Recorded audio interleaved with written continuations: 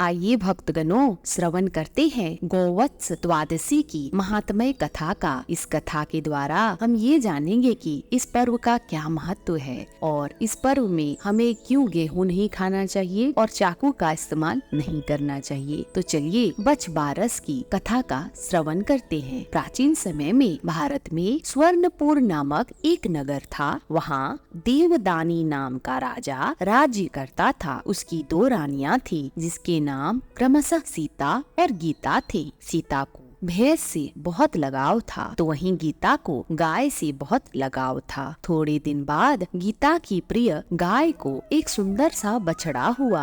बछड़े और गौ की माता को सभी की तरफ से बहुत प्यार मिलने लगा, जिसे देखकर भैंस को और सीता को बहुत ईर्ष्या होने लगी। तब भैंस ने सीता से कहा कि जब से बछड़ा हुआ है, हम लोगों की ओर किसी का ध्यान नहीं जाता, सारा स्नेह और प्यार उसी को मिलता है। तब सीता ने ईर्ष्या से एक दिन गाय के बछड़े को काटकर गेहूं की राशि में दबा दिया। थोड़ी देर बाद जब राजा भोजन करने बैठे, तभी आसमान से मांस और खून की वर्षा होने लगी। राजा के भोजन की थाली भी रक्त से सन गई। यह सब देखकर राजा आश्चर्य में पड़ गया। उन्हें एहसास हुआ कि उनके राज्य में कोई न कोई बहुत बड़ा पाप हुआ है, जिसकी सजा पूरे राज्य को मिलने वाली है। राजा ईश्वर से विनती करने लगे। विनती करने पर राजा को एक आकाशवाणी सुनाई दी और कहा, हे राजन, तेरे राज्य में तेरी रानी ने गौ माँ के नवजात बच्चे को काटकर गेहूं की राशि में दबा दिया है, जिसके कारण यह संकट पूरे राज्य में आया है। इस संकट से उभरने के लिए कल गोवत्स द्वादशी पर तुम्हें गाय तथा बछड़े की पूजा करनी है। इस दिन व्रत रखकर एक ही समय खाना है, जिससे गेहूं का प्रयोग नहीं करना है और न ही चाकू को काम में लेना है। आकाशवाणी के अनुसार अगले दिन राजा ने रानियों सहित गौ और उनके बछड़ों की पूजा की, जिससे रानी के सभी पाप नष्ट हो गए और व्रत के प्रभाव से मरा हुआ बछड़ा फिर से जीवित हो उठा। इसी पौराणिक कहानी के कारण गोवत्स द्वादशी पर गाय और उनके बछड़े की पूजा करने की परंपरा शुरू हुई। गौत्सव पे सुनेंगे राजा जनक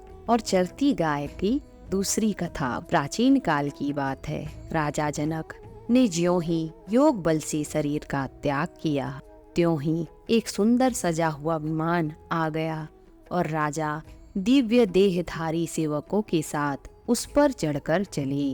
विमान यमराज की संयमनीपुरी के निकटवर्ती मार्ग से जा रहा था। ज्यों ही विमान वहां से आगे बढ़ने लगा, त्यों ही बड़े ऊंचे स्वर से राजा को हजारों मुखों से निकली हुई करुणा ध्वनि सुनाई पड़ी। पुण्यात्मा राजन, आप यहाँ से जाइए नहीं। आपके शरीर को छूकर आने वाली वायु का स्पर्श पाकर हम यातनाओं से पीड़ित नरक के प्राणियों को बड़ा ही सुख मिल रहा है। धार्मिक और दयालु राजा ने जीवों की करुणा पुकार सुनकर दया करके निश्चय किया कि जब मेरे यहाँ रहने से इन्हें सुख मिलता है, तो बस मैं यहीं रहूंगा। मेरे लिए यही सुंदर स्वर्ग है। राजा वहीं ठहर गए। तब यमराज ने उनसे कहा, यह स्थान तो दुष्ट, हत्यारे, पापियों के लिए है। हिंसक, दूसरों पर कलंक लगाने वाले, लुटेरे, पति परायना पत्नी का त्याग करने वाले, मित्रों को धोखा देने वाले, दंभी, द्वेष और उपहास करके मन, वाणी, शरीर से कभी भगवान का स्मरण ना करने वाले जीव यहाँ आते हैं और उन्हें नरकों में डालकर मैं भयंकर यातना दिया करता हूँ। तुम तो पुण्य आत्मा हो, यहाँ से अपने प्राप्य देवलोक में जाओ। तब जनक ने कहा, मेरे शरीर से स्पर्श की हुई वायु इन्हें सुख पहुँचा रही है, तब मैं कैसे जाऊं? आप इन्हें इस दुख से मुक्त कर दो, तो मैं भी सुख पूर्वक स्वर्ग को चला जाऊंगा। यमराज ने कहा, ये कैसे मुक्त हो सकते हैं? इन्होंने बड़े बड़े पाप किए हैं। इस पापी ने अपने पर विश्वास करने वाली मित्र पत्नी पर बलात्कार किया था, इसलिए इनको मैंने लोह संको नामक नरक में डालकर 10,000 वर्षों तक पकाया है। अब इससे पहले सुअर फिर मनुष्य की योनि प्राप्त होगी और वहाँ पर नपुंसक होगा। यह दूसरा बलपूर्वक व्यभिचार में प्रवृत्त था, 100 वर्ष तक रौर व नरक में पीड़ा भोगेगा। इस तीसरे ने पराया धन चुराकर भोगा था, इसीलिए दोनों हाथ काटकर इसे पुण्य शोषित नामक नरक में डाला जाएगा। इस प्रकार ये सभी पापी नरक के अधिकारी हैं। तुम यदि इन्हें छुड़ाना चाहते हो तो अपना सारा पुण्य अर्पण करो। एक दिन प्रातः काल शुद्ध मन से तुमने मर्यादा पुरुषोत्तम भगवान श्री रघुनाथ जी का ध्यान किया था और अकस्मात राम नाम का उच्चारण किया था। बस वही पुण्य इन्हें दे दो, इनसे इनका उद्धार हो जाएगा।